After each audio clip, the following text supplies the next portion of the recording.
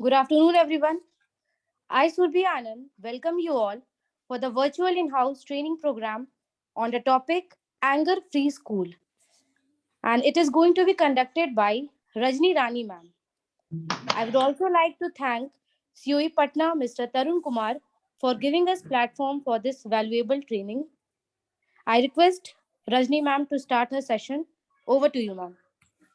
Okay, thank you, ma'am, and good afternoon, everyone. आज इस विचार गोष्ठी में अपने विचारों को प्रस्तुत करने से पहले मैं सबसे पहले धन्यवाद देना चाहूंगी अपनी manager ma'am Mrs Ragini Roy, principal sir Mr Rahul Kumar Singh, COE Patna Mr Tarun Kumar को, जिन्होंने इन हाउस प्रोग्राम के जरिए हमें भी एक मौका दिया अपने विचारों को प्रस्तुत करने का। तो आज का हमारा टॉपिक है एंगर फ्री स्कूल। तो हम देखते हैं एंगर फ्री स्कूल।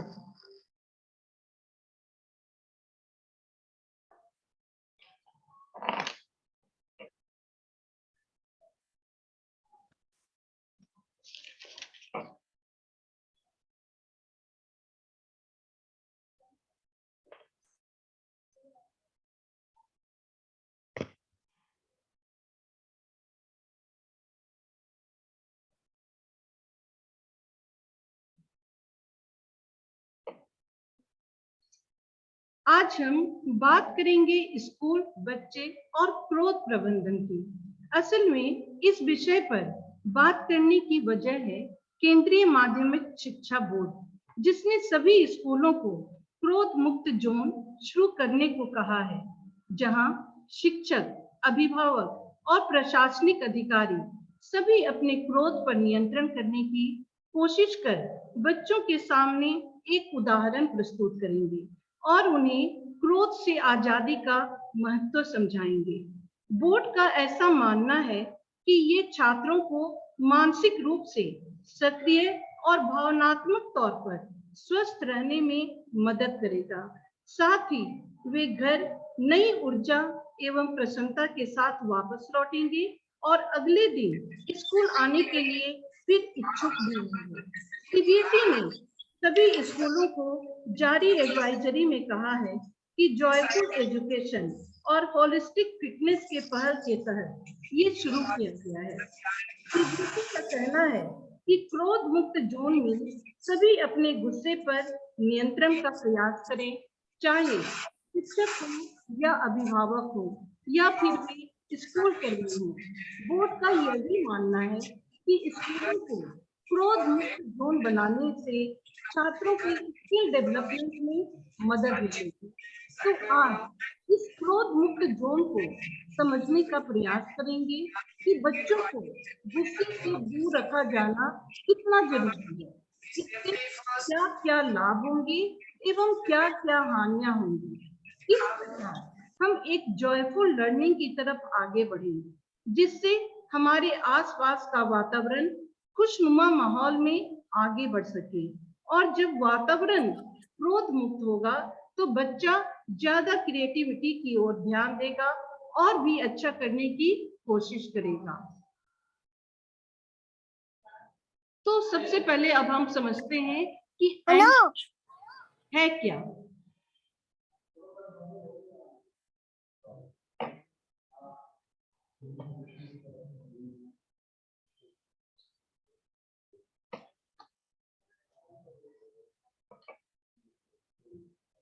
सबसे पहले अब हम एंगर फ्री का मतलब समझेंगे। ये एंगर है क्या? बेसिकली क्रोध एवं गुस्सा ये एक इमोशन है जो अचानक किसी क्षण आता है और वह अपना प्रभाव छोड़ जाता है। क्रोध एक ऐसा इमोशन है जो समटाइम अगर कोई व्यक्ति बहुत भूखा हो या नर्वस है या स्ट्रेस में है या बीमार है, कहने का मतलब कि ये एक पर्सनल लेवल का इमोशन है। इसका रीजन बिल्कुल व्यक्तिगत होता है। दूसरे रूप में हम एंगर का अर्थ समझना चाहेंगे तो हम देखेंगे कि A for attitude of gratitude, कहने का मतलब कृतज्ञता का भाव। इसे हम एक उदाहरण द्वारा भी समझ सकते हैं। 10 लोग एक जगह इकट्ठे हैं और आपस में गुस्सा कर रहे हैं, चिल्ला रहे हैं एक दूसरे पर। उन 10 व्यक्तियों के बीच एक व्यक्ति ऐसा भी है जो लोगों को शांति से समझा रहा है, एक सॉल्यूशन दे रहा है। उस एक इंसान का जो एटीट्यूड है वहां, वही उसका ग्रेटिट्यूड है। N for no to bad mood. कहने का मतलब कि अगर कभी ऐसी सिचुएशन आ भी गई तो हमें अपने मूड को खराब नहीं करना है। G for go ahead of solutions. समाधान को हमें आगे बढ़ाना है कि अब ये सिचुएशन आ ही गया है तो हमें इसे हैंडल कैसे करना है। E for empathy always. कहने का मतलब हमें अपने व्यवहार में शीलता, विनम्रता, शिष्टता ये हमें हमेशा रखनी चाहिए। पोलाइटनेस एक ऐसी चीज है कि उसे लेकर के हम आगे बढ़ेंगे तो कोई भी व्यक्ति हमें जरूर सहयोग देगा। R for resilience. कहने का मतलब अपने अंदर एक लचीलापन लाना है, फ्लेक्सिबिलिटी लानी है, समझना भी है चीजों को और समझाना भी है। तो हमने यहाँ पर देखा कि जिस एंगर का अर्थ अभी तक हम गुस्सा समझ रहे थे, अब उसी एंगर को हमने दूसरे अर्थ में समझना चाहा तो एंगर का अर्थ ही बिल्कुल अलग हो गया। जैसे मैं हिंदी की शिक्षिका हूँ, अगर मैं क्लास में पढ़ाती हूँ, एक सेंटेंस है, 3 वर्ड का एक सेंटेंस है, रुको मत भागो। ये 3 वर्ड का एक सेंटेंस है। अब हमें इसे पढ़ना है, एक भाव भी पैदा करना है इस सेंटेंस में, तो हम उसे पढ़ेंगे कैसे? तो इसे एक विराम चिन्ह के अनुसार पढ़ते हैं। रुको मत भागो। कहने का मतलब मैंने बच्चों को कहा रुक जाओ, मत भागो। अब उसी वर्ड को हमने केवल कॉमा का हेर फेर कर दिया और उसी वर्ड को हमने अब इस तरह से पढ़ा, रुको मत भागो। तो अभी हमने बच्चों को कहा कि आप रुको मत भागो। तो यहाँ पर हमने देखा कि सेंटेंस वही थे, वर्ड्स वही थे, केवल मैंने एक कॉमा का हेर फेर कर दिया तो किस प्रकार उसका पूरा अर्थ ही बदल गया, उस सेंटेंस का पूरा अर्थ ही बदल गया। तो ठीक यही बात यहाँ भी हो रही है। अभी तक जिस एंगर को हम लोग यह समझ रहे थे कि उसका अर्थ है गुस्सा, लेकिन हमने उसे पॉजिटिव वे में लेकर के सोचना शुरू किया तो उसका कुछ और ही अर्थ निकल गया। आगे देखते हैं। F for free from negative thoughts. कहने का मतलब हमें अपने अंदर किसी भी नकारात्मक सोच को बहुत ज्यादा बढ़ावा नहीं देना है, हमेशा पॉजिटिव सोचना है। कोई भी सिचुएशन आए उसे हमें यह सोचकर आगे बढ़ना है कि जो भी होता है वह अच्छे के लिए होता है। ये नहीं सोचना है कि मेरे साथ बुरा हो गया, नहीं, आप ऐसा नहीं सोचेंगे। R for reinforcing positivity. ये सोचना ही नहीं है कि आपके साथ कुछ गलत हो गया। जिस प्रकार हर सिक्के के 2 पहलू हैं, अगर आप उसे पॉजिटिव थिंकिंग में लेकर आगे बढ़ेंगे तो समस्या का समाधान मिल ही जाएगा, क्योंकि ढूंढने से क्या नहीं मिल जाता।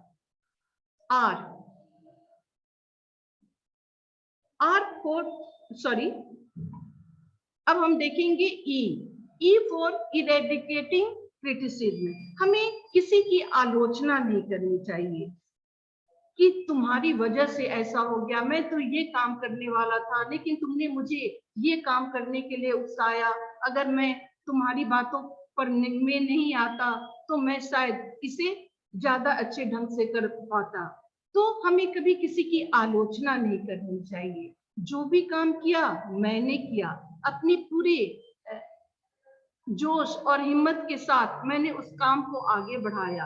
किसी ने हमारा केवल सहयोग दिया, अगर उसकी वजह से कुछ गलती हो भी गई तो हमें उसे उसकी आलोचना नहीं करनी चाहिए। अब है ई फॉर एम्पावरिंग वनसेल्फ। कहने का मतलब कि हमें यह देखना है कि ये सिचुएशन अब आ ही गया है हमारे पास, तो इसे हमें अब खुद सॉल्व करना है, यानी हमें अपने विल पावर को मजबूत बनाना है और अपने आप को हमें सशक्त बनाना है। जब तक हम अपने आप को सशक्त बनाएंगे, हम अपने काम में आगे बढ़ ही नहीं पाएंगे। तो इस तरह से हमने देखा अभी कि किस प्रकार से एंगर फ्री का मतलब बिल्कुल चेंज हो गया। जिसे अब तक हम क्रोध का कारण समझ रहे थे, अब वह बिल्कुल गुस्से से मुक्त हो गया। आगे हम देखते हैं, यहाँ हम देखेंगे एंगर मैनेजमेंट को। एंगर के कुछ मैनेजमेंट है। सबसे पहले तो हम देख रहे हैं एंगर के बारे में हम जानेंगे। एंगर के क्या क्या पॉजिटिव साइड होते हैं और क्या क्या नेगेटिव साइड हैं। आगे फिर कॉजेज ऑफ एंगर देखेंगे। रोल ऑफ टीचर्स, टीचर्स की क्या भूमिका होनी चाहिए, स्टूडेंट्स की क्या भूमिका होनी चाहिए, पेरेंट्स की क्या भूमिका होनी चाहिए। क्योंकि हम यहाँ एक स्कूल की बात कर रहे हैं, तो यहाँ टीचर्स, स्टूडेंट्स, पेरेंट्स सभी आते हैं। तो यहाँ हम इनकी भूमिका को देखेंगे और अंत में हम कुछ मंत्रास देखेंगे जो हमें गुस्से से बाहर निकालने के काम आता है। तो नेक्स्ट अब हम देखते हैं, सबसे पहली बात तो है कि हम गुस्से से दूर नहीं रह सकते। ऐसा हो ही नहीं सकता कि हमें गुस्सा आएगा ही नहीं। अगर हमें गुस्सा आया तो हमें अपनी पॉजिटिव साइड के लिए उससे अपने आप को कैसे दूर करना है। जैसे हम जानते हैं कि एंगर का एक पॉजिटिव साइड भी होता है और एक नेगेटिव साइड भी होता है। क्रोध जब स्कूल में बच्चों के साथ किया जाता है या जब पेरेंट्स बच्चों के साथ करते हैं या समाज में रहने वाले लोग एक दूसरे के साथ करते हैं, तो इससे बहुत सारी नेगेटिविटी फैलती है। जो कार्य करने की प्रगति है उसका भी नुकसान होता है। व्यक्तिगत नुकसान तो होता ही है कि व्यक्ति बीपी का भी पेशेंट हो जाता है, डिप्रेशन का शिकार हो जाता है। अब हम आगे और देखते हैं एंगर मैनेजमेंट की नेगेटिव इफेक्ट्स क्या क्या है एंगर के और पॉजिटिव इफेक्ट्स क्या क्या होते हैं एंगर। तो सबसे पहले हम नेगेटिव इफेक्ट्स को देखते हैं। सबसे पहली बात तो यह है कि अगर कोई व्यक्ति गुस्सा कर रहा है, गुस्सा करते करते उसका हृदय जो है धीरे धीरे कठोर होता जाता है, क्योंकि उसके अंदर जो दया है, सहिष्णुता है, जो प्रेम है, वह सब धीरे धीरे गायब होने लगती है। वह दिन भर गुस्से के मूड में रहता है और उसका हृदय जो है धीरे धीरे कठोर बनने लग जाता है। वो प्रेम दया सभी से काफी दूर होता चला जाता है। और दूसरा बड़ा नुकसान होता है गुस्सा करने से कि हम अपनी क्षति तो करते नहीं है, लेकिन साथ साथ हम दूसरे को भी क्षति पहुंचाते हैं। यहाँ मैं एक उदाहरण देना चाहूंगी एक हॉस्पिटल का।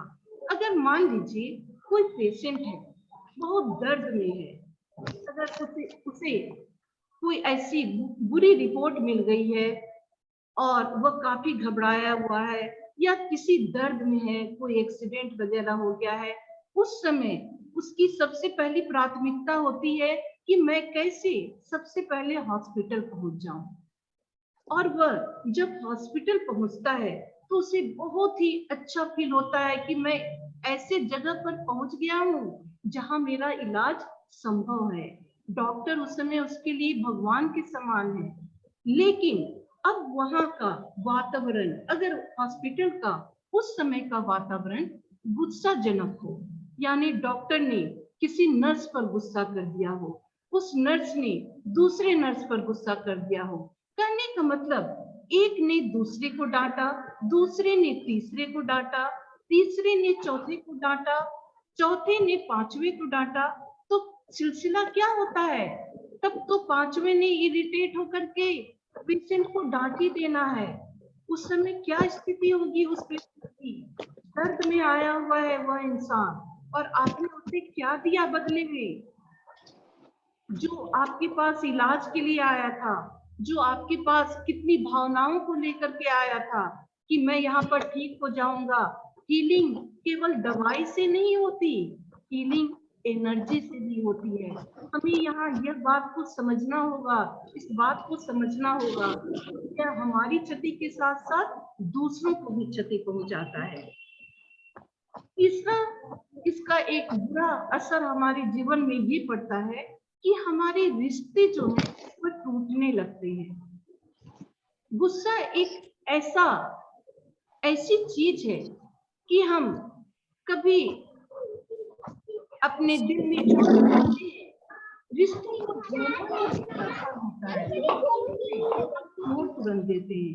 हमारे अंदर जो भी बातें हैं, हम उसे कभी अचानक अगर किसी भी रिश्तेदार के सामने अगर हम कर देते हैं, तो हमारे पीछे एक दरार सी आ जाती है। तो हमें ये कभी करना ही नहीं है कि अपने संबंधों को बिगाड़ने के लिए हम गुस्से का प्रयोग करें। नहीं, उस समय गुस्सा आए भी तो आप उसे अपने अंदर दबा लीजिए, ताकि आप अपने रिश्तों को बनाए रख सके। कभी कभी हम स्कूल की बात कर रहे हैं, तो कभी कभी बच्चे जो है गुस्से को भी अपनी आदत बना लेते हैं। तो हम टीचर्स को ये समझना होगा कि अगर हम बार बार क्लास में जाकर के बच्चों के सामने गुस्सा करेंगे, तो बच्चा यह सोचने लग जाएगा कि अरे, मैं तो जब होमवर्क बनाकर लाता हूँ तब भी मैम डांटती हैं, और जब मैं होमवर्क नहीं भी बनाता हूँ तब भी डांटती हैं। तो मैम की तो आदत ही हो गई है डांटने की। तो चलो ठीक है, बाद में इस काम को कर लिया जाएगा। तो वह क्या करता है कि अगर गुस्से की स्थिति होगी तब मैं उस काम को, उस होमवर्क को बना लूंगा। तो बच्चा ऐसा भी सोचने लग जाता है। तो वह उसे अपनी आदत बना लेता है कि मैं गुस्से की स्थिति में ही काम करूंगा। तो कभी कभी इसके बैड इफेक्ट्स भी होते हैं। इसलिए बुद्धा ने भी कहा है कि गुस्सा वह जलते हुए कोयले के अंगारे के समान है, जिसे हमने रखा तो खुद अपने पास है, लेकिन हम यह कोशिश कर रहे हैं कि उसे दूसरे पर फेंकें, और यह देख ही नहीं पा रहे हैं गुस्से के कारण कि वह गुस्सा तो हमारे हमें खुद ही जला रहा है, हमें ही जला रहा है। गुस्सा, बुद्ध ने कहा है, गुस्सा वो जहर है जिसे हम पी तो खुद रहे हैं और उम्मीद कर रहे हैं कि उस जहर से दूसरे को क्षति पहुंच रही है। तो ये कैसी हास्यास्पद बात है कि उस गुस्से को हमने जलते हुए अंगारे के रूप में या जहर के रूप में हमने अपने पास रखा है, और ये सोच रहे हैं कि उससे दूसरे को क्षति पहुंचेगी। तो ये बहुत ही हास्यास्पद बात है। अब हम देखते हैं कि गुस्से के से अगर हम दूर रहें तो उससे क्या क्या पॉजिटिव इफेक्ट्स हो सकते हैं। अगर हम पॉजिटिव थिंकिंग में किसी भी चीज को आगे लेकर के बढ़े, गुस्से से दूर रहें, तो सबसे पहली बात तो यह है कि हमें एक एनर्जी मिलती है, और वह एनर्जी जो हमें मिलती है वह किसी न किसी भी रूप में हमें निश्चयात्मकता की ओर ले जाती है, हमें जीने में भी मदद करती है। यानी हमें अपने ही जीवन में आनंद आने लगता है अगर हम पॉजिटिव थिंकिंग के साथ किसी भी काम में आगे बढ़ते हैं। तो हमारे लिए ये एक आनंद का स्रोत भी बन जाता है, और जब ये आनंद का स्रोत बन जाता है तो हमारा जो कम्युनिकेशन है, जो संवाद का स्किल है, वो और भी बढ़ता जाता है, क्योंकि हम अपने आनंद को दूसरों के साथ भी बांटना शुरू करते हैं, और अपनी खुशी के साथ साथ दूसरों को भी शामिल करने लगते हैं। तो ये हमारे जिस संवाद का जो जो दरिया है वो और भी बढ़ता ही चला जाता है। और सबसे बड़ा फायदा तो ये होता है कि हम उससे मोटिवेट होते हैं, हम खुद तो मोटिवेट होते ही हैं और दूसरों को भी हम मोटिवेट करते हैं। तो कितने फायदे हो जाते हैं अगर हम गुस्से से दूर रहते हैं। तो अभी हमने देखा कुछ नेगेटिव और पॉजिटिव इफेक्ट्स को देखा। अब हम आगे देखते हैं कॉजेज ऑफ एंगर। यहाँ पर हम देख रहे हैं इस पिक्चर में कि ये बच्चा जो है, सॉरी, ये आदमी जो है वो काफी तनाव में है, काफी गुस्से में है। उसे उसकी बॉडी लैंग्वेज को देख करके ऐसा लग रहा है कि वह किसी बात को भी लेकर, हो सकता है उसके जीवन में कोई नाउम्मीदी आ गई है, हो सकता है वह किसी बात को लेकर के निराश है, हो सकता है वह लाचार है या आशाहीन हो गया है।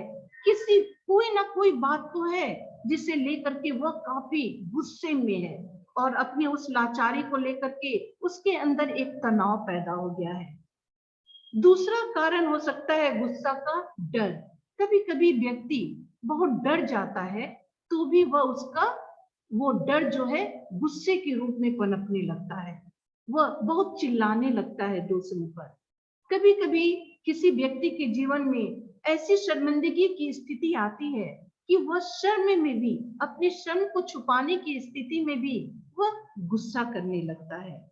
कभी कोई व्यक्ति जीवन में अगर काफी उदास हो जाता है कि तब उस उदासी के क्षणों में वो और भी गुस्सा होने लगता है, यानी अपने उदास मन में वह अनेक तरह की निगेटिविटी को अपनाने लगता है। नेगेटिव थिंकिंग ही, थॉट्स ही उसके दिमाग में आने लगते हैं और वह गुस्सा करने लगता है, अपने आप से ही करने लगता है। और उसके सामने में अगर कोई व्यक्ति आ जाए तो उसके सामने भी चिड़चिड़ाने लगता है।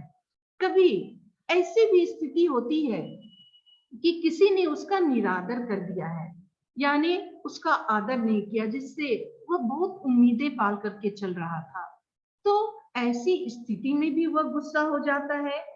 कभी अगर किसी बात को, अगर मान लेते हैं कोई बच्चा अपने शिक्षक के पास किसी चीज की स्वीकृति मांगने के लिए आया, वह बहुत ही विश्वास के साथ अपने शिक्षक के पास आ रहा है, लेकिन उस समय उसे अस्वीकृति ही मिलती है, नामंजूरी ही सुनने को मिलती है, तो ऐसी स्थिति में वह भी गुस्सा हो जाता है। कभी कोई भी जिंदगी में ऐसी बातें हैं, कोई तनाव है उसके जीवन में, तो उस तनाव को भी लेकर के वह गुस्से में आ जाता है। कभी कभी कोई व्यक्ति अगर जीवन में अपने आप को काफी अकेला फील कर रहा है, तो वो अकेलापन भी उसके जीवन में अनेक तरह की बातों को लेकर के आ रहा है। जैसे अकेलापन, हम कहते हैं ना कि बैठा मन शैतान का घर, तो उसके अंदर बुरी बातें ही आती हैं। उस अकेलेपन में कोई उसका साथ नहीं देता, तो उस अकेलेपन को दूर करने के लिए वो गुस्से को अपनाने लगता है और वह गुस्सा किसी न किसी रूप में अपने सामने वाले के पास निकलने लगता है। कभी कभी ईर्ष्या, ईर्ष्या ये बहुत ही कॉमन बात है कि हम ईर्ष्या भी करते हैं। कभी कभी दूसरों के सुख को भी देख करके हम जलने लगते हैं, बल्कि यहाँ हमें क्या करना चाहिए कि उसके सुख में शामिल होकर के उसके साथ मिल करके और इंजॉय करना चाहिए। तो नहीं, जस्ट हम उसके विपरीत करते हैं, उसके सुख को देख करके हम जलने लगते हैं। तो ये ईर्ष्या भी हमारे अंदर तनाव पैदा करती है। कभी कभी किसी व्यक्ति के जीवन में कोई ऐसा अन्यायपूर्ण कार्य हो गया हो, तो उस अन्यायपूर्ण कार्य को देख करके भी जो उसे उम्मीद नहीं थी वो उसके जीवन में हो गया हो, तो वह स्ट्रेस में चला जाता है, तनाव में चला जाता है। या एक सबसे बड़ी समस्या है गलतफहमी की, कंफ्यूजन की। कभी कभी व्यक्ति गलतफहमी का शिकार हो जाता है, जो कि ऐसी कोई बात होती ही नहीं है, गलतफहमी की कोई बात होती ही नहीं है, लेकिन उस गलतफहमी को भी लोग अपना करके गुस्सा करने लगते हैं। तो ये बहुत सारे कॉजेज हैं गुस्सा का, जिसे व्यक्ति अपना लेता है और फिर वह तनाव में आ जाता है। तो हमने देखा अभी कॉजेज ऑफ एंगर। अब हम आगे देखेंगे रोल ऑफ टीचर्स, यानी एक टीचर्स की भूमिका क्या होनी चाहिए। हम यहाँ स्कूल की बात कर रहे हैं, तो स्कूल में टीचर्स का तो एक बहुत ही इंपॉर्टेंट रोल होता है। बच्चे, यहाँ मैं क्लास 1 और 5 जूनियर क्लास की बात मैं करना चाहूंगी कि जूनियर क्लास में टीचर्स की भूमिका क्या होनी चाहिए। बच्चे जब स्कूल आते हैं तो पढ़ने के लिए आते हैं, इंजॉय करने के लिए आते हैं, जिन्हें हम कर सकते हैं कि जॉयफुल लर्निंग के लिए आते हैं। तो अगर टीचर बच्चों के साथ गुस्सा करती है तो बच्चे अपनी काफी बेइज्जती महसूस करते हैं। अगर टीचर को गुस्सा नहीं आएगा तो टीचर की अपनी इफिशियंसी भी बढ़ेगी और बच्चे भी एक खुशी के माहौल में पढ़ेंगे। इसके अलावा सीबीएसई ने और भी बहुत सारी चीजें शुरू की हैं, जैसे आर्ट इंटीग्रेटेड कार्यक्रम शुरू किया है, स्पोर्ट्स इंटीग्रेटेड कार्यक्रम शुरू किया है, अर्थात बच्चों को इंगेज करने का एक सिलसिला शुरू किया है। सिर्फ टेबल और चेयर पर बैठकर ही वो पढ़ेंगे नहीं, पर वे एक आर्ट के जरिए, चाहे वह परफॉर्मिंग आर्ट हो या क्रिएटिव आर्ट हो या फिर विजुअल आर्ट हो, उस बच्चे को आप जैसे ही इंगेज कर लेंगे तो बच्चे आपस में भी झगड़ा नहीं करेंगे। बच्चे कई बार ऐसा भी होता है कि मीन बिहेवियर शो करने के लिए एक दूसरे के साथ लड़ते हैं या एक दूसरे की बात को टॉलरेट नहीं करते या सहते नहीं। पर जब सारे बच्चे किसी न किसी खेल में या किसी न किसी फॉर्म ऑफ आर्ट में इंगेज हो जाएंगे तो वो एक दूसरे के साथ भी गुस्सा नहीं करेंगे। कहने का मतलब है कि बच्चे अपनी क्रिएटिविटी के साथ ज्यादा अच्छे से सीखेंगे। आप अगर किसी को निगेटिव इमोशन देते हो तो निगेटिविटी ही वापस पाते हो, पर आप एक पॉजिटिविटी के साथ आगे बढ़ते हो तो सारा का सारा माहौल ही पॉजिटिव हो जाता है। नेक्स्ट हम देखते हैं, यहाँ भी मैं एक टीचर्स की भूमिका ही बताना चाहूंगी और यहाँ पर मैं 6 to 10 क्लास में जो टीचर्स हैं उनकी भूमिका के बारे में बताना चाहूंगी कि बड़े क्लास में हमें एक टीचर्स की क्या भूमिका होनी चाहिए। तो जो टीन एज के बच्चे होते हैं, जो 13-14 साल के बच्चे होते हैं, इन्हें समझना और उन्हें समझाना बहुत ही कठिन होता है। तो ऐसी स्थिति में हमें ये नहीं करना है कि किसी वजह से अगर उनके बीच मारपीट हो ही गई है तो ऐसा सिचुएशन क्रिएट ही नहीं करना है कि बात और आगे बढ़े। उन्हें ये समझाना है कि चीजों को आप अवॉइड कैसे करेंगे। एंकर को हटाने के लिए हमें उन्हें कुछ टेक्निक्स बताने होंगे, जैसे कि सबसे पहले आप चुप हो जाओ। अगर आपको गुस्सा आ रहा है तो आप सबसे पहले तो अपने मन को शांत कर लो, आप चुप हो जाओ थोड़ी देर के लिए। अगर उससे भी आपका गुस्सा शांत नहीं हो रहा है तो आप एक गिलास ठंडा पानी पी लो। अगर ठंडा पानी पीने से भी आपका गुस्सा शांत नहीं हो रहा है तो आप लंबी लंबी सांसें खींचो। लंबी लंबी सांसों को खींचने के बाद हो सकता है आपके अंदर कुछ आप रिलैक्स महसूस करें। अगर इसके बावजूद भी आपको आपका गुस्सा शांत नहीं हो रहा है तो सबसे अच्छा उपाय है कि आप थोड़ी देर के लिए बिल्कुल शांत हो जाओ, और जब आपका दिल और दिमाग दोनों शांत हो जाएगा तो बातों को आप बाद में रखने की कोशिश करना, क्योंकि उस समय तक आपका जो गुस्सा है ना वो धीरे धीरे धीरे धीरे ठंडा होता चला जाएगा। तो आप यही कोशिश करना कि आप इन टेक्निक्स के द्वारा अपने गुस्से को शांत करने की कोशिश करना। पर अब यहाँ एक प्रश्न उठ खड़ा होता है कि टीचर्स बच्चों से मिले तो मुस्कुरा कर मिले, पर ईमानदारी से कहें तो क्या प्राइवेट स्कूलों में टीचर्स मुस्कुराने की स्थिति में होती हैं? इतनी ओवरलोडेड नहीं होती या एक्स्ट्रा चीजों की उन पर जिम्मेदारी नहीं होती? तो उन जिम्मेदारियों के बीच वो माहौल टीचर्स के लिए संभव हो पाता है कि वह क्लास में झगड़ते हुए बच्चों के बीच भी मुस्कुराते हुए जाए? क्या उन्हें झगड़ते हुए देखकर टीचर्स को गुस्सा नहीं आएगा? क्या वो एक इंसान नहीं है? इस स्थिति में अगर देखा जाए तो टीचर्स के पास ये चॉइस ही नहीं है दोनों माहौल में से कि किस माहौल को आप चुने। भले ही उन्हें क्लास के सारे रिकॉर्ड्स मेंटेन रखने हैं, होमवर्क भी देना है, उन्हें ढंग से पढ़ाना भी है, ये सारी चीजें उनकी रिस्पॉन्सिबिलिटी का पार्ट है। उनको बच्चों से मुस्कुरा कर ही मिलना है। टीचर्स का जॉब एक पार्ट टाइम जॉब ही नहीं है केवल, वे बच्चों के भविष्य के निर्माता हैं।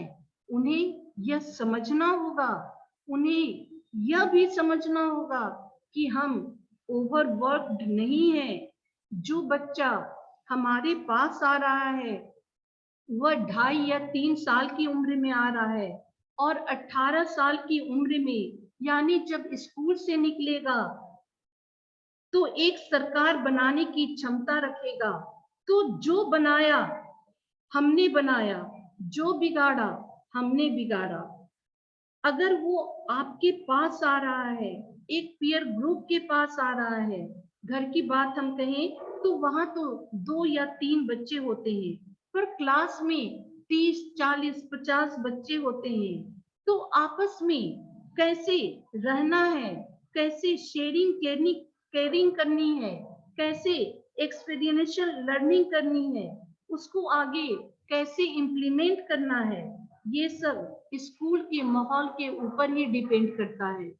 तो चाहे पेरेंट्स हो, टीचर्स हो, सबका अपना अपना एक रोल है उस बच्चे के फ्यूचर को बनाने में, उसे एक इंसान बनाने में, एक ऐसा इंसान जो कि समाज के लिए एक पॉजिटिविटी स्प्रेड करे, क्रिएटिविटी स्प्रेड करे, जो अपने डेवलपमेंट के साथ साथ समाज का भी विकास करे। हम लोग आजकल रिस्क टेकिंग बच्चों को नहीं सिखाते।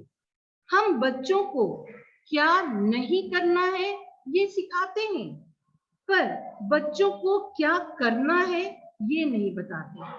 अब हमें उन्हें रिस्क लेना सिखाना होगा, उन्हें इनकरेज करना होगा, उन्हें ये कहना होगा कि आप ये काम कीजिए, हम आपके साथ हैं। कहीं गलती होगी तो हम आपको बताएंगे, उसे साथ मिलकर सॉल्व करने की कोशिश करेंगे। ये सुनकर बच्चा नए जोश के साथ, नए उमंग के साथ उस काम को करने के लिए और भी आगे बढ़ेगा। हमने एक दायरे में बच्चों को जो बांध कर रखा है, उनसे हमें उन्हें निकालना होगा, उन्हें प्रेरित करना होगा, तभी तो नो एंकर जोन बनेगा। हमें उन्हें इंगेज करना होगा। अब हमें उन्हें बताना कम है, पढ़ाना कम है और उनसे करवाना ज्यादा है। तो यहाँ हमने देखी टीचर्स की भूमिका बड़े क्लासों में और छोटे क्लासों में। आगे हम देखते हैं एक स्कूल में स्टूडेंट्स की भी भूमिका होनी चाहिए। तो यहाँ हम स्टूडेंट्स की भूमिका को भी देख लेते हैं। हम छोटे बच्चों की यहाँ बात नहीं करेंगे, क्योंकि यहाँ वे जो छोटे बच्चे होते हैं, 2.5 और 3 साल के बच्चे होते हैं, वो बिल्कुल लर्निंग स्टेज में होते हैं। लेकिन जो ग्रोइंग एज के बच्चे हैं, 13-14 साल के बच्चे, तो उन्हें भी अब थोड़ा समझना होगा, उन्हें भी कोऑपरेशन की भावना को लेकर के चलना होगा, उन्हें खुद को जांचना होगा, क्योंकि वे एक ग्रोइंग एज के बच्चे हैं। अब वे एक डेवलपमेंट एज से गुजर रहे हैं, उनके लिए क्या अच्छा है और क्या नहीं, उन्हें यह समझना होगा कि उनका ट्रिगर पॉइंट क्या है, आखिर कौन सी ऐसी बात है जिसके कारण उन्हें गुस्सा आ जाता है। उस स्थिति में किस तरह अपने आप को संभालना है।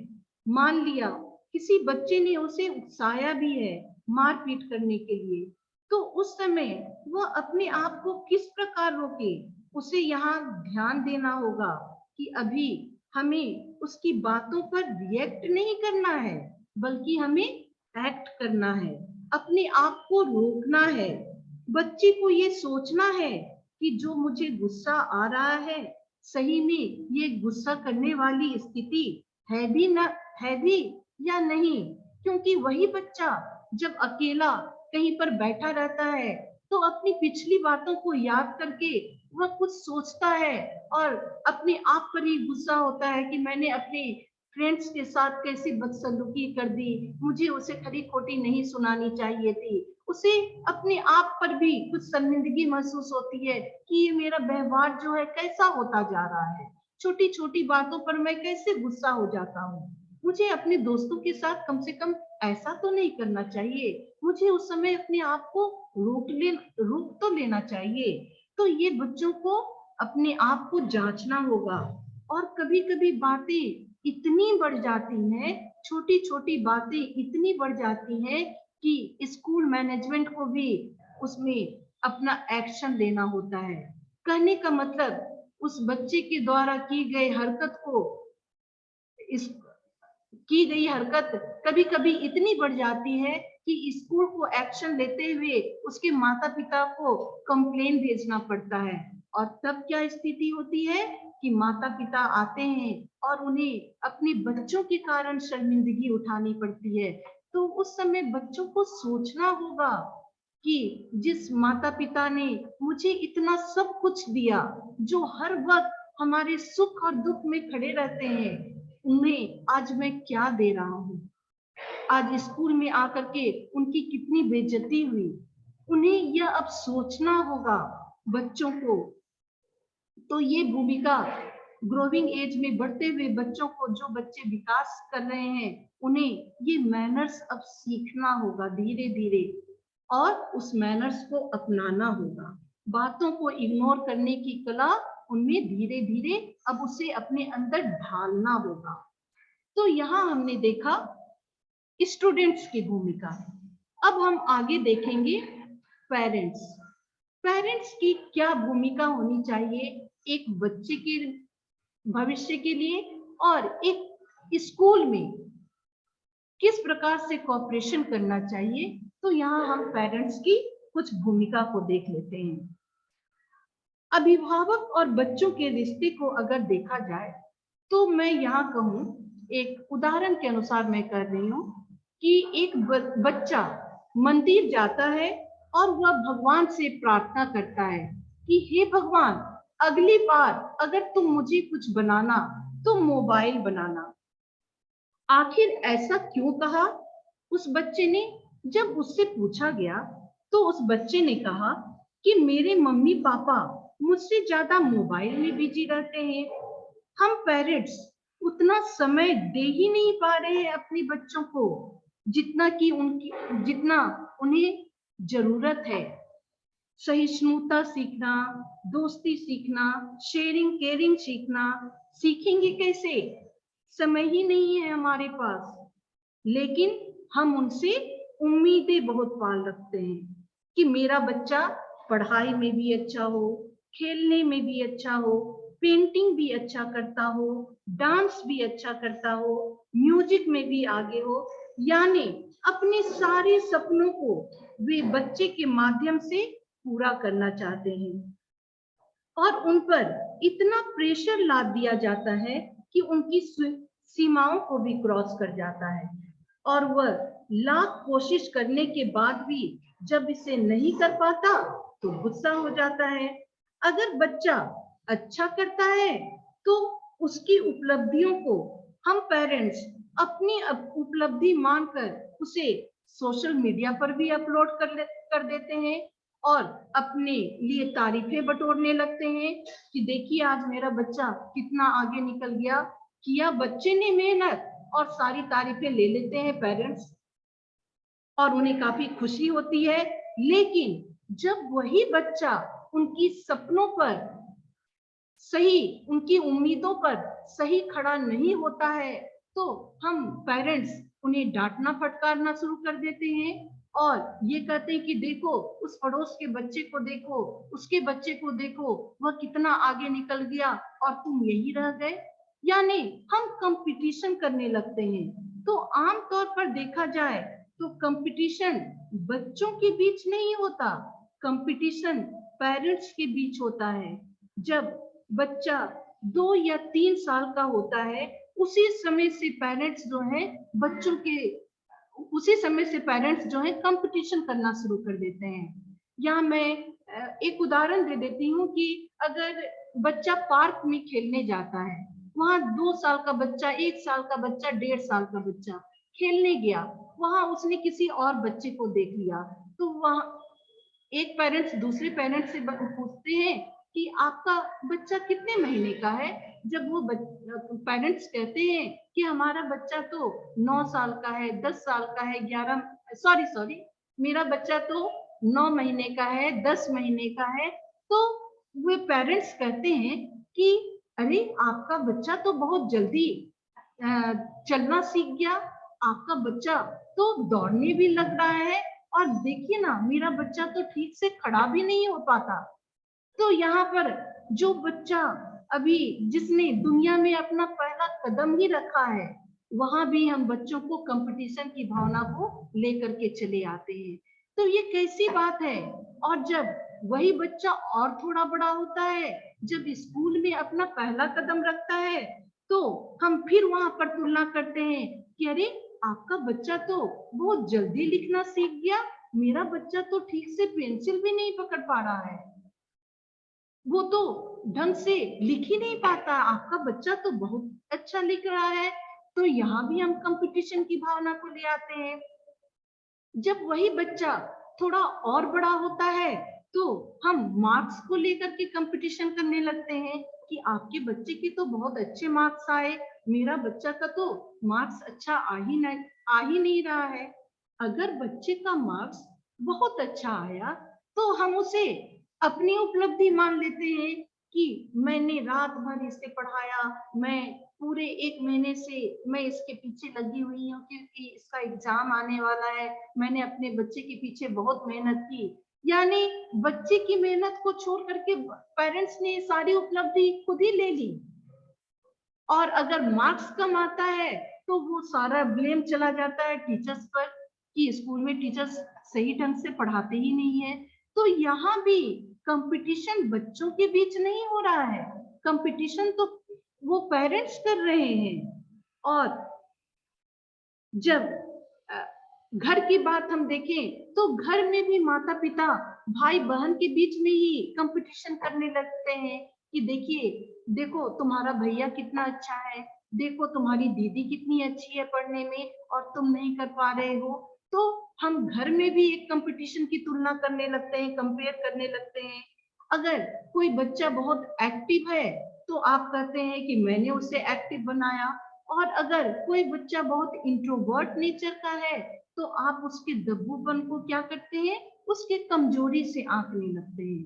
तो ये सारे पेरेंट्स कंपटीशन तो खुद कर रहे हैं, अपने बच्चों को और उसमें शामिल कर रहे हैं।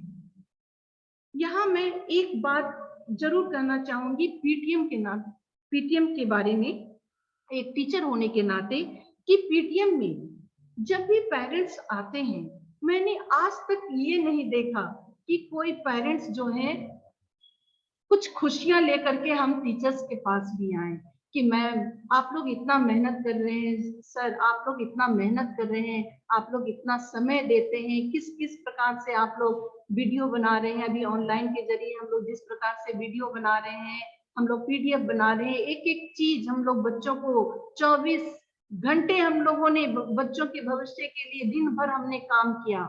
लेकिन कभी किसी पेरेंट्स ने अच्छे माहौल में हमें ये नहीं कहा कि मैम आप लोग कितना मेहनत करती हैं।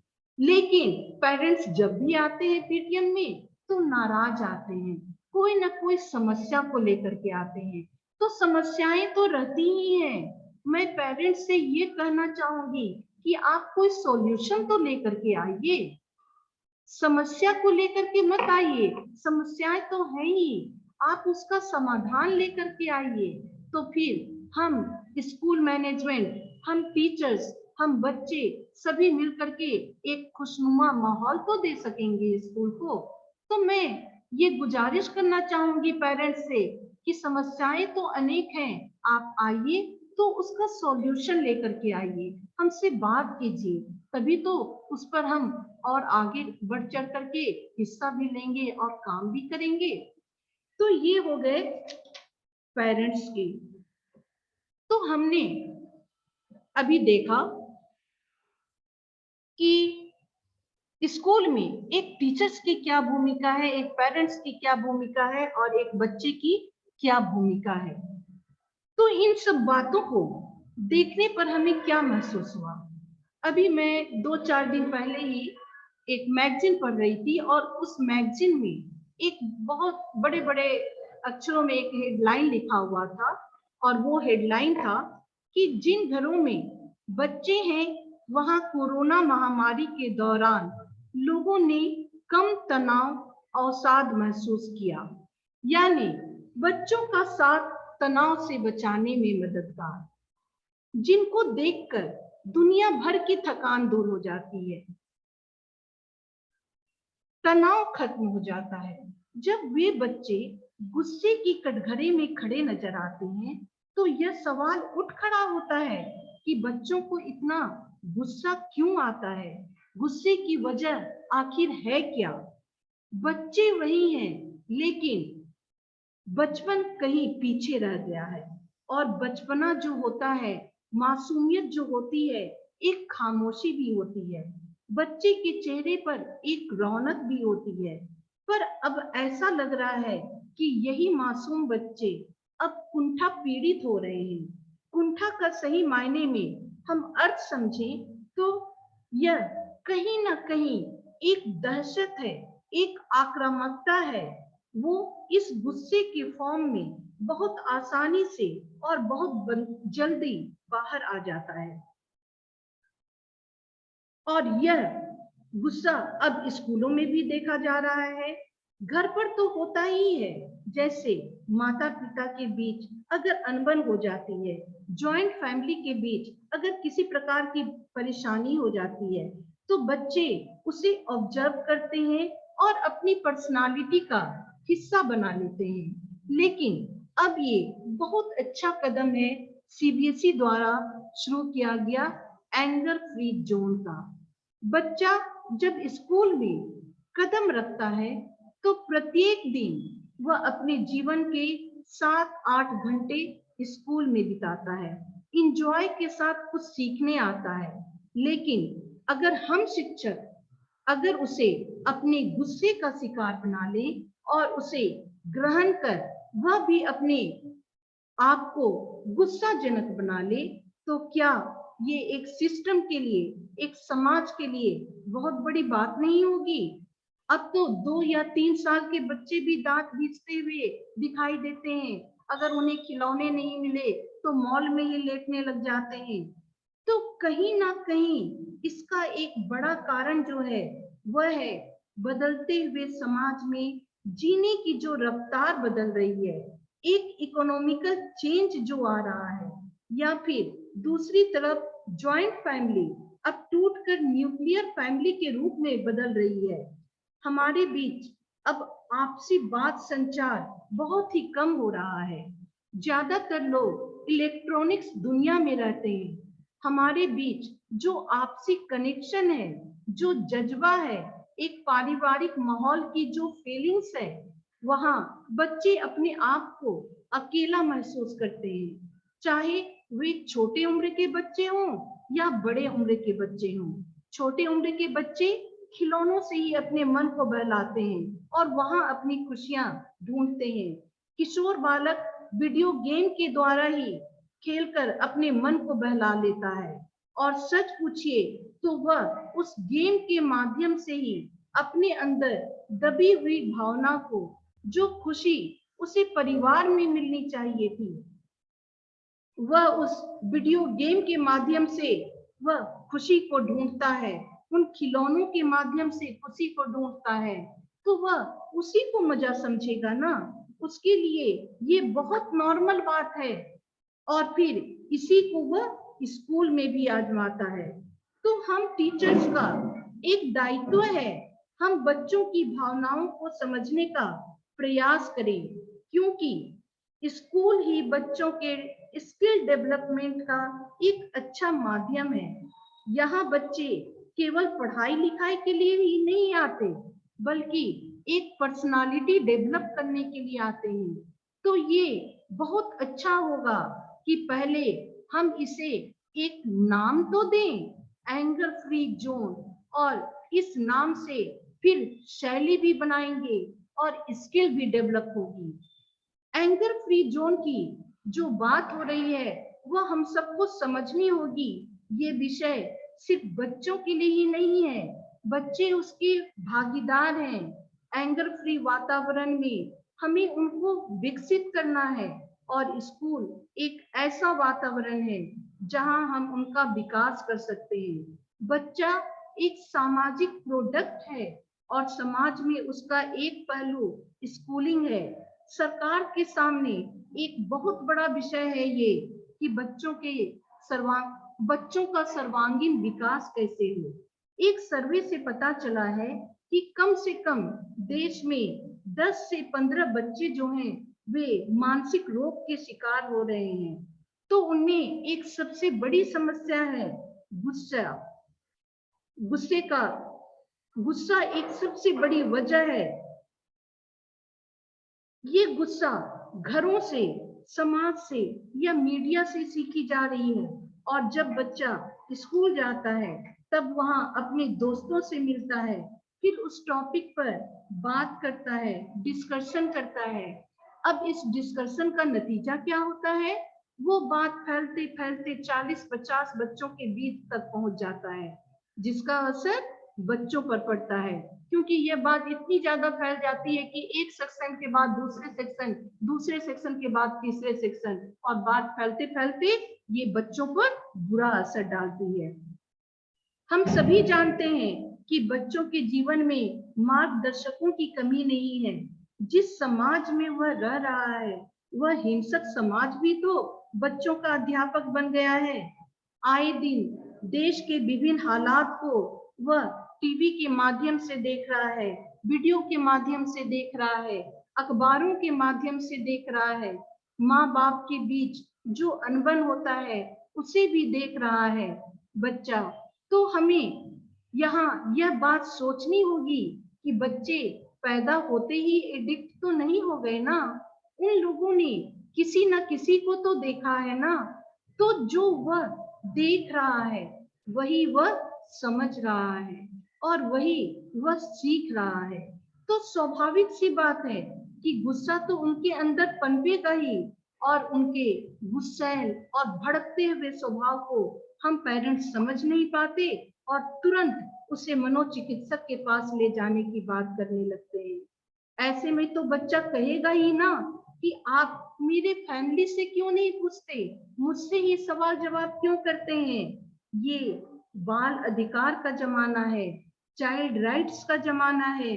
चाइल्ड राइट्स भी तो कल ये सवाल उठाएगा कि मुझे ये कैसा समाज दे रहे हो जो मैं अपने आप से ही घबरा जाऊं। तो यहाँ हमें यह बात सोचनी होगी कि पैदा होते ही बच्चे इनके एडिक्ट नहीं हो गए, उन्होंने किसी न किसी को तो देखा है। इसलिए एंगर फ्री जोन के माध्यम से उनके लाइफ स्किल को बच्चों के लाइफ साइकिल पर लाना होगा। एक विषय है ये। एंगर फ्री जोन तो केवल एक माध्यम है जीवन कौशल शिक्षा का। अब हम देखेंगे कि ऐसी कौन सी बात पहुंची सीबीएसई तक कि इस प्रकार का कदम उठाने की जरूरत पड़ी। तो दो बातें मुख्य रूप से इंपॉर्टेंट थी सीबीएसई के सामने। एक तो समाज में हो रही घटनाएं, समाज में जिस तरह की असंवेदनशीलता बढ़ रही है, छोटी छोटी बातों पर लोग एक दूसरे से लड़ने के लिए मरने मारने पर उतारू हो जा रहे हैं। जैसे एक छोटा उदाहरण दूं, अगर आप सड़क पर जा रहे हैं और रेड लाइट अगर जल गई है तो ट्रैफिक जाम हो जाता है, जबकि सभी जान रहे हैं कि यहाँ रेड लाइट जली हुई है और अभी गाड़ी को रुकना है, लेकिन उसके बावजूद लोग हॉर्न पर हॉर्न बजाने लगते हैं। यानी आप गाड़ी को आगे बढ़ाइए। अरे भाई, गाड़ी आगे बढ़ेगी कैसे? यहाँ तो रेड लाइट जली हुई है और उसके लिए भी लड़ने के लिए उतारू हो जाते हैं। कुछ रुपयों के लिए हत्या तक कर देते हैं। तो इन सब की वजह क्या है? गुस्सा। तो गुस्सा हर किसी को आता है। अगर हम समझ ले कि किन सिचुएशन में हम गुस्सा कर रहे हैं, हमें उन्हें रोकने का प्रयास करना होगा। तो सबसे पहली बात तो समाज में हो रही घटनाओं ने सीबीएसई को प्रेरित किया। बच्चे जो समाज में एक एम्बेसडर की तरह हैं, जो अपने माँ बाप को सिखाते हैं, टीचर्स को भी सिखाते हैं और समाज को भी सिखाते हैं। आज बच्चों में बचपन से ही हम अगर अच्छी आदतों का विकास करेंगे, उनको जॉयफुल बनाएंगे, उनके फेस पर स्माइल लाएंगे, तो सोसाइटी को भी एक नए लोग मिलेंगे। तो मुख्य कारण तो ये एक यही था कि समाज में इस तरह की चीजों से कैसे बचें, जिससे स्कूल हमारा कैसे जॉयफुल बन सके। और दूसरी बात थी सीबीएसई के सामने सबसे बड़ी बात कि बच्चों में जो रटने की प्रवृत्ति है वो कैसे कम किया जाए।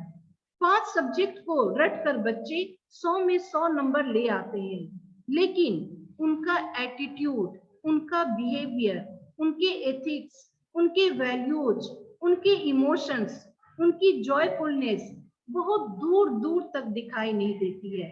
100 में 100% ला कर भी और डॉक्टर इंजीनियर बन करके भी अगर समाज को एक अच्छा नागरिक नहीं मिलता, तो ऐसी पढ़ाई किस काम का?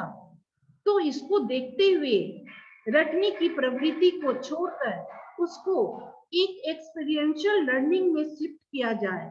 जब क्लास को हम जॉयफुल बनाएंगे, तो ये एक्सपीरियंशियल लर्निंग ऑटोमेटिकली बच्चों के गुस्से को कम करेगी, क्योंकि रटने वाली शिक्षा में बच्चों को तनाव होता है, आत्महत्याएं होती हैं, बच्चों में तुलना की जाती है कि आपके ज्यादा नंबर हैं तो आपके कम नंबर हैं, तुम्हारे 100 में 90 हैं और तुम्हारे 100 में 100 हैं। ये चीजें बच्चों में एक खास तरह का गुस्सा तय करती है, एंगर उत्पन्न करती है, डिप्रेशन में ले जाती है, किसी न किसी गलत दिशा की ओर ले जाती है। तो इसे एक्सपीरियंशियल लर्निंग में शिफ्ट किया जाए, जॉयफुल लर्निंग पर शिफ्ट किया जाए। उसमें ये एंगर फ्री जोन बहुत महत्वपूर्ण भूमिका निभाएगा और कहीं ना कहीं सोसाइटी और बच्चे बेहतर सिटीजनशिप की ओर जाएंगे। तो हमने यहाँ देखा कि किस कारण मजबूर होकर के सीबीएसई को ये कदम उठाने पड़े। अब अंत में मैं कुछ मंत्राज जरूर दूंगी अपने एंगर को दूर करने के लिए। सबसे पहला तो है कि when you are angry and upset, आप अपने आप को समझ लीजिए कि आप एक कछुए के समान है। जिस प्रकार कछुए के अंदर एक सेल होता है और वह अपने आप को अपने सेल में छुपा लेता है, ठीक उसी तरह अगर कभी भी आपको गुस्सा आ जाए, तो आप अपने आप को सबसे पहले उस सेल के अंदर, मनुष्य के अंदर भी एक सेल है, सोचने की प्रवृत्ति है, तो आप अपने गुस्से को पी जाइए। कुछ देर के लिए अपने आप को अपने सेल में बंद कर लीजिए और थोड़ी देर के लिए आप सोचिए कि मैं इस समस्या से कैसे बाहर निकलूं। Go inside your shell. सबसे पहले तो आप अपने आप को उस शेल में बंद कर लीजिए और थोड़ी देर के लिए सोचिए कि अब हमें इस गुस्से से बाहर कैसे निकलना है।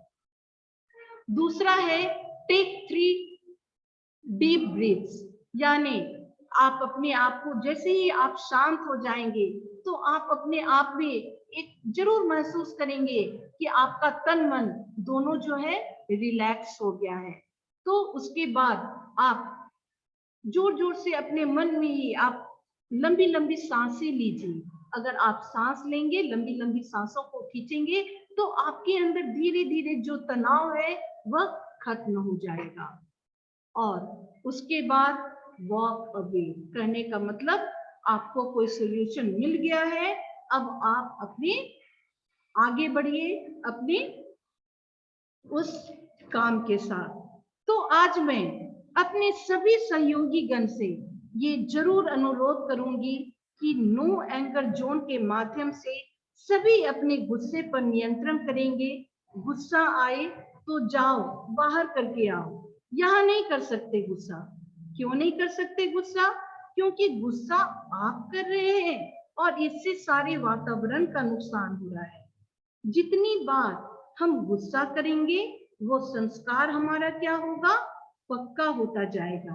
किसी भी आदत को खत्म करने का एक ही तरीका है कि उसे हमें अपने कर्म में आने ही नहीं देना है।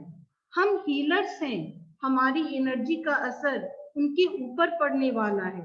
जब हम गुस्से से अपने आप को बचाएंगे तो सबसे पहले कौन बचेगा? हम खुद, और हमारे आसपास रहने वाले लोग भी कंफर्टेबल फील करेंगे। हम काम करेंगे, काम करवाएंगे, डिसिप्लिन भी मेंटेन करेंगे, एक्शन भी लेंगे, लेकिन हिले बिना। एनर्जी लाइफ है, ये निकल जाए तो लाइफ स्टाइल ही खत्म हो जाएगा। Thinking, speaking and behaving, that's my life style. और सच ही कहा गया है कि always remember, for every minute you are angry you lose 60 seconds of happiness।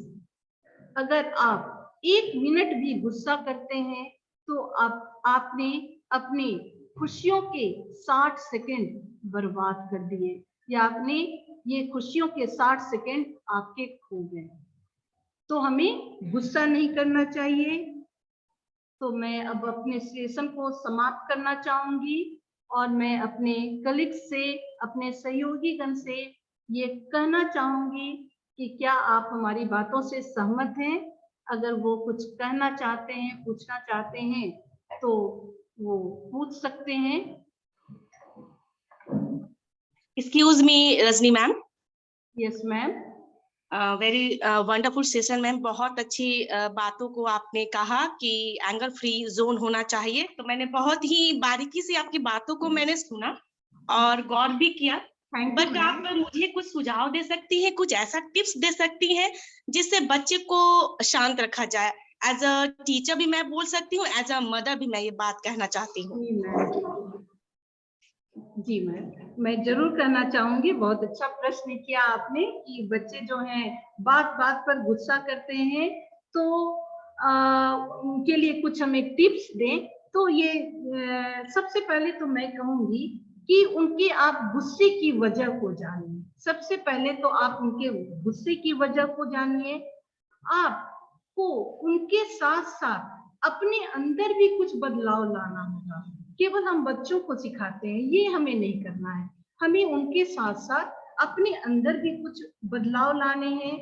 और तीसरी सबसे बड़ी बात है कि हमें उनका दोस्त बन जाना है, फ्रेंड बन जाना है। माता पिता को हम सभी जानते हैं, हम शिक्षिका भी हैं, एक मदर भी हैं, आपने ठीक कहा मैम। तो हमें उनका दोस्त बनना है, अपने बच्चों के दोस्त बन जाना है।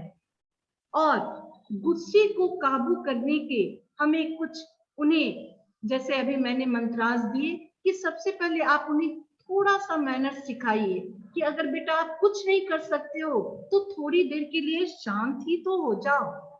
और उससे आगे और सोचें तो हमें उन पर बहुत ज्यादा दबाव भी नहीं डालना चाहिए। बच्चों पर बहुत ज्यादा दबाव अगर हम डालेंगे तो वो प्रेशर में आ जाते हैं। तो हमें ये बात समझनी होगी मैम कि हमें उन्हें दबाव में भी नहीं लाना है। अब है कि अगर जैसे हम पेरेंट्स भी हैं तो अपने बच्चों को अगर हम देखें कि बच्चे काफी गुस्सा कर रहे हैं तो हमें उन्हें कभी कभी बाहर सैर के लिए भी ले जाना होगा। साथ ही साथ हमें एक अच्छा श्रोता भी बनना होगा मैम। हमें उनकी बातों को भी सुनना होगा। ये नहीं कि बच्चों की बातें तो कुछ बचपना जैसी होती है तो हम उसे इग्नोर कर दें, नहीं। माता पिता को ऐसा नहीं करना है। हमें उनकी बातों को सुनना है। इसलिए मैंने कहा कि हमें एक अच्छा श्रोता भी बनना है। बच्चे को भी हमें थोड़ी प्राइवेसी देनी होगी। ये बातें भी हमें सोचनी है कि उन्हें भी प्राइवेसी की जरूरत है। हमें उनके साथ सहानुभूति दिखानी होगी, क्योंकि जिस शिष्टता को हम दिखाएंगे बच्चा भी तो वही चीज को सीखेगा, उसी चीज को सीखेगा। तो हम विनम्रता का भाव अपनाएं बच्चे के साथ। और एक सबसे बड़ी बात है, सबसे लास्ट में मैं कहना चाहूंगी, क्योंकि मैं भी शिक्षिका हूँ और एक मदर भी हूँ, आप भी एक शिक्षिका है, तो हम एक माँ भी हैं। तो अगर बच्चा कभी गुस्से में है तो उसे उसके मनपसंद का खाना तो बना करके दे दें। अगर बच्चा बहुत गुस्से में है तो उसका मनपसंद कोई खाना उस दिन जरूर बना करके दे। तो उस खाना को देख करके बच्चा अपने आप ही सारी बातों को भूल जाएगा और उसे अपनी माता पर बहुत ज्यादा मान सम्मान भी बढ़ेगा, प्यार भी बढ़ेगा। तो ये कुछ टिप्स हैं जो बच्चों के साथ हम अपना सकते हैं। तो thank you ma'am, thank you. आपकी बातों को मैंने बहुत ही गौर से समझा और आई थिंक मैं अप्लाई भी करूंगी ये बातों को एज ए स्टूडेंट भी। और अभी तो स्टूडेंट है, ऑनलाइन क्लासेस है, उनके गुस्से को तो देख नहीं पा रही हूँ, बट ऑनलाइन क्लासेस की वजह से बच्चे बहुत घर में रहकर चिड़चिड़े हो चुके हैं। गुस्सा ज्यादा छोटी छोटी बातों पे करते हैं, वो आउट ऑफ कंट्रोल होते जा रहे हैं। बट आज जो मैंने सेशन आपका सुना, आई थिंक मैं अप्लाई करूंगी ताकि अपने बच्चों को ठीक से रख सकूं, एंगर फ्री कर सकूं। जरूर ओके, हम थैंक यू। सभी टीचर्स को ये सोचना होगा मैम। और मैं अब अपने सेशन को समाप्त करती हूँ और उम्मीद करती हूँ कि हमारे सहयोगीगण इस विषय पर जरूर सोचें और इसे अपनाने की कोशिश करें। Thank you. Thank you Rajni ma'am, आपका सेशन बहुत ही बढ़िया था। आज का ये बर्निंग इशू है एंगर मैनेजमेंट, चाहे बच्चा हो, चाहे बड़ा हो, चाहे बूढ़ा हो, इस लॉकडाउन का असर सभी पे हमारे पे हुआ है और आपने बहुत अच्छे टिप्स दिए। जरूर हम जरूर गौर करके हम लोग कंट्रोल में अपने बिहेवियर में उसको अडैप्ट ये करेंगे। आपके मोटिवेशन का असर था, आपने काफी मोटिवेट किया। बहुत अच्छा बोला आपने, बहुत बढ़िया बोला, बहुत फिर काम बहुत बढ़िया आपका था, बहुत अच्छा। Thank you ma'am. Thank you ma'am, वाकई सेशन बहुत ही अच्छा था। कोशिश करेंगे कि गुस्सा कम करें। Thank you Manjeet ma'am, thank you. करेंगे, कोशिश करेंगे कि गुस्सा थोड़ा कम करें। Thank you Manjeet ma'am. Ma'am काफी कुछ कम हो गई है। मंजीत यस मैम काफी मैम, कुछ कम हो गए ऑनलाइन में। यस मंजीत मैम यस गुस्सा कम मैम। करना 2 साल से।